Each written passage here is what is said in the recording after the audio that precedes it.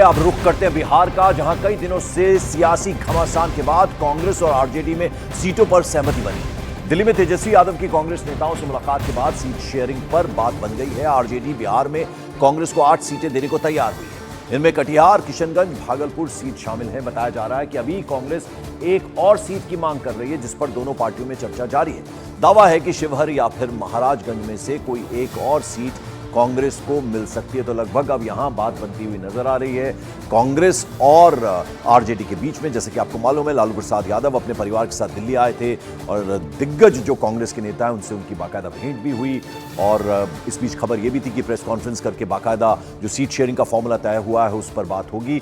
अब कहीं ना कहीं बात बनती हुई नजर आ रही है। हालांकि अभी भी एक सीट है वो और डिमांड हो रही है कांग्रेस की तरफ से। तो ऐसे में दावा यह है कि शिवहर या फिर महाराजगंज में से कोई एक और सीट कांग्रेस को मिल सकती है। फिलहाल 8 सीटें देने को राजी हो गई है आरजेडी। तो यहां कम से कम बिहार की अगर हम बात करें तो बात बनती हुई नजर आ रही है महागठबंधन के बीच। ठीक है, सब कुछ ऑल इज वेल। कोई बैठक या कोई अनाउंसमेंट की उम्मीद हो सकता है, बैठक हो सकती है सर खड़गे जी के यहाँ। अब ये अभी कहाँ मालूम है हमको खुद ही कि हम कहाँ बोलें कि कहाँ हो सकती है, बट हो सकती है। 10 मिनट जो ये रहता है वो कोई पूर्णिया और कहीं का ये नहीं है, हो जाएगा। मतलब कोई ऐसा थोड़ी, कल ही आपको पता तेजस्वी जी ने खुद ही बोल दिया है, हो जाएगा। तो लंबे समय से जो खींचतान चल रही थी उसके बाद कांग्रेस को आरजेडी ने 8 सीटें दे दी है। हालांकि इसके बाद भी कई कांग्रेसी नेता इस सीट शेयरिंग से नाराज बताए जा रहे हैं। ये आपको बताते हैं कि कांग्रेस के खाते में कौन सी 8 सीटें आई हैं। तो ये 8 सीटें जो हैं उनमें कटिहार है, कटिहार के अलावा किशनगंज है जो नेपाल बॉर्डर से सटा हुआ इलाका है, भागलपुर, समस्तीपुर, मुजफ्फरपुर, बेतिया, पटना साहिब और सासाराम। ये 8 सीटें जो हैं वो अब कांग्रेस को देने के लिए तैयार है आरजेडी। तो महागठबंधन की अगर हम बात करें तो लंबे समय से खींचतान चल रही थी।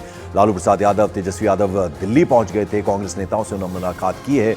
लेकिन अब कहीं ना कहीं बात बनती नजर आ रही है। भले ही वैसे आरजेडी और कांग्रेस में सीटों पर सहमति बन गई हो, लेकिन पूर्णिया सीट पर दोनों पार्टियों में विवाद खत्म होने का नाम ही नहीं ले रहा।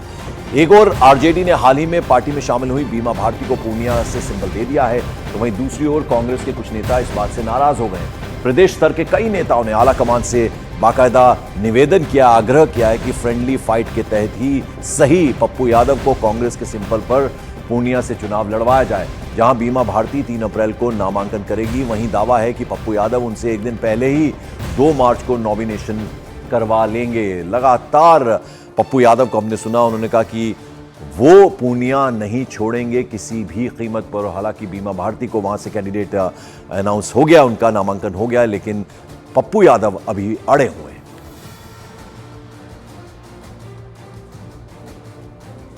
कोई टकराव नहीं है, कोई टकराव नहीं। सब लोग हम कोई टकराव ही नहीं है, कुछ नहीं है। हमारे महागठबंधन मजबूती के साथ पूरे बिहार में 40 सीट हम लोग जीतने जा रहे हैं। नॉमिनेशन 3 तारीख को हम देने जा रहे हैं। पूर्णिया की जनता जो मेरी जिंदगी का, मैं आपको क्या बोलूं कि मतलब मौत के बाद ही ना पूर्णिया से कोई मुझे अलग कर पाएगा। पूर्णिया से मैं कहीं नहीं जाऊंगा। आप जिसको देंगे या आप हमें कहेंगे कोई मजबूत कैंडिडेट दो, मैं अपनी जितनी क्षमता लान ईश्वर ने दी है हम उसको लगाएंगे इंडिया गठबंधन को मजबूत करने में।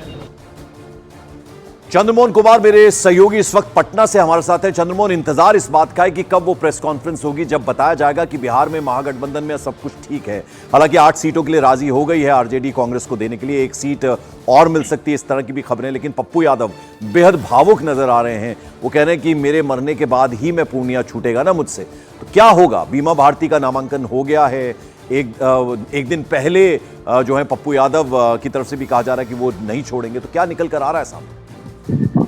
बिल्कुल, देखिए, महागठबंधन की तरफ से यह कहा जा रहा है कि जल्दी प्रेस कॉन्फ्रेंस कर ऐलान कर दिया जाएगा कि कौन कितने सीटों पर और कहां से चुनाव लड़ रहा है। लेकिन सबसे दिलचस्प लड़ाई पूर्णिया की है और साथ ही औरंगाबाद और बेगूसराय की है। पूर्णिया में पप्पू यादव पीछे हटने का नाम नहीं ले रहे हैं, मतलब कांग्रेस फ्रेंडली फाइट के लिए तैयार है। तो क्या औरंगाबाद में निखिल कुमार अब चुनाव नहीं लड़ेंगे, ये तय कर लिया है कांग्रेस ने। क्या कन्हैया कुमार बेगूसराय से चुनाव नहीं लड़ेंगे, ये कांग्रेस ने तय कर लिया है। इन सभी सवालों का जवाब जिस दिन प्रेस कॉन्फ्रेंस होगा उस दिन मिलेगा। लेकिन कहीं ना कहीं अभी भी पेच फंसा हुआ है। 8 सीटों पर बात तो बन गई है, लेकिन क्या जिन सीटों का डिमांड कांग्रेस कर रही है वो सीटें उनको मिल पा रही है, ये सबसे बड़ा सवाल है। अखिलेश सिंह ने यह कहा था, जो कांग्रेस के अध्यक्ष हैं, कि कई ऐसी सीटें हैं जहां से भले ही उम्मीदवार का ऐलान कर दिया जाता है, लेकिन कई परिस्थितियों में उनको वापस भी लेना पड़ता है अपना उम्मीदवारी। तो क्या कांग्रेस इसके लिए तैयार कर लिया है लालू यादव को? इन सभी का जवाब तो जरूर टटोलना होगा। लेकिन पूर्णिया का जो है वो लड़ाई काफी दिलचस्प है कि अगर कांग्रेस पप्पू यादव को टिकट देती है और बीमा भारती वहां से आरजेडी से चुनाव लड़ती हैं, तो आखिर किस तरह की तस्वीर सामने आएगी? क्योंकि बिहार में महागठबंधन की बात की जा रही है और एक दूसरे के खिलाफ चुनाव मैदान में होंगे। बिल्कुल, मैं लौटूंगा आपके पास, बने रहे आप हमारे साथ चंद्रमोहन। इस बीच आपको बता दें, बिहार में इंडिया गठबंधन में सीटों के विवाद को लेकर बड़ी खबर यह है कि हाल ही में कांग्रेस में शामिल हुए पप्पू यादव ने लालू यादव पर बड़ा हमला बोल दिया। पूर्णिया सीट पर आरजेडी का उम्मीदवार उतारने को लेकर पप्पू यादव ने कहा कि दुनिया छोड़ दूंगा, पूर्णिया नहीं छोड़ूंगा। पप्पू यादव ने यह भी कहा कि लालू यादव ने गठबंधन धर्म नहीं निभाया। लालू यादव को मुझसे क्या परेशानी है? पप्पू यादव का कहना है कि उन्होंने तेजस्वी यादव को सीएम बनने में भी मदद करने की बात कही थी। तो अब एक तरह से नाराज लालू प्रसाद यादव से बताए जा रहे हैं पप्पू यादव। या अब तो कांग्रेस को नेतृत्व को तय करना है ना। मैं तो पूर्णिया में हूँ, मैं इतना जानता हूँ, मुझे इतना आश्चर्य हुआ, इतना आहत हूँ, मुझे समझ में नहीं आता है मैं तो कि मुझसे क्या परेशानी है लालू यादव जी को। मैं तो हर जगह हर संकट में उनके साथ खड़ा रहा और सबको पता है कि पूर्णिया से पप्पू का रिश्ता और पप्पू का पूर्णिया से रिश्ता। जितनी भी बातें चंद्रमोहन हम सुन रहे हैं पप्पू यादव के मुंह से, वो बेहद भावुक तरीके से अपनी बात कह रहे हैं। लालू प्रसाद यादव के साथ भेंट भी उन्होंने की थी, पिता समान उनको बताते हैं, और अब नाराज बताए जा रहे हैं। वो कह रहे हैं कि मेरे साथ एक तरह से धोखा हुआ है। बिल्कुल, और पप्पू यादव धोखे की बात इसलिए कर रहे हैं कि कांग्रेस में जिस दिन वो अपनी पार्टी का विलय करने जा रहे थे, ठीक उससे एक दिन पहले लालू यादव के आवास में जाकर तेजस्वी यादव, लालू यादव और राबड़ी देवी से उन्होंने मुलाकात की थी और कहीं ना कहीं यह बात भी उनको बताने की कोशिश की थी कि वो कांग्रेस की ओर अपनी पार्टी का विलय करने जा रहे हैं और वो पूर्णिया से चुनाव लड़ेंगे। तो आखिर क्या ऐसी बात हो गई जब तेजस्वी यादव और पप्पू यादव रात में 11 बजे उन्हीं के आवास में टहलते हुए नजर आ रहे थे, बात करते हुए नजर आ रहे थे, और दूसरे दिन जब पप्पू यादव अपनी पार्टी का विलय कांग्रेस में कर लिया और यह भी सामने बात आ गई कि पप्पू यादव पूर्णिया से चुनाव लड़ेंगे, बावजूद इसके आरजेडी ने अपना उम्मीदवार उतार दिया, तो कहीं ना कहीं महागठबंधन में परेशानी जरूर है, भले ही वो सामने नहीं आ पा रही है। और जिस तरह से पप्पू यादव ने सीधे तौर पर लालू यादव पर हमला बोला है, यह हमला न सिर्फ पप्पू यादव बोले हैं, बल्कि इनके अलावा कांग्रेस के कई नेताओं ने यह सीधे तौर पर ऐलान कर दिया है कि लालू यादव ने बिना महागठबंधन में सीटों के बंटवारे का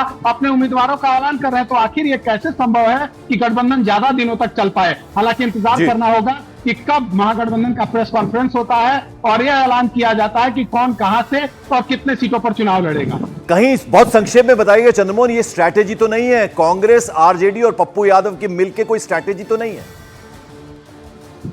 बिल्कुल, देखिए ये स्ट्रैटेजी तो अब तक नजर नहीं आ रही है, क्योंकि अगर कहीं पूर्णिया की अगर आप बात कर लीजिए, पप्पू यादव एक तरफ चुनाव लड़ते हैं, बीमा भारती चुनाव लड़ती है, तो जाहिर सी बात है ये एक दूसरे का वोट काटेंगे और ऐसे में तीसरे यानी एनडीए को फायदा होने जा रहा है। तो स्ट्रैटेजी नहीं कहा जा सकता है, क्योंकि ये अपने पैर में कुल्हाड़ी मारने जैसी बात हो जाएगी अगर एक दूसरे के खिलाफ चुनाव मैदान में उतरते हैं, चाहे वो पप्पू यादव बीमा भारती के खिलाफ चुनाव मैदान में उतरे या बीमा भारती पप्पू यादव के खिलाफ चुनाव मैदान में उतरे। बहुत बहुत शुक्रिया इस अपडेट, इस जानकारी के लिए आपका चंद्रमोहन कुमार।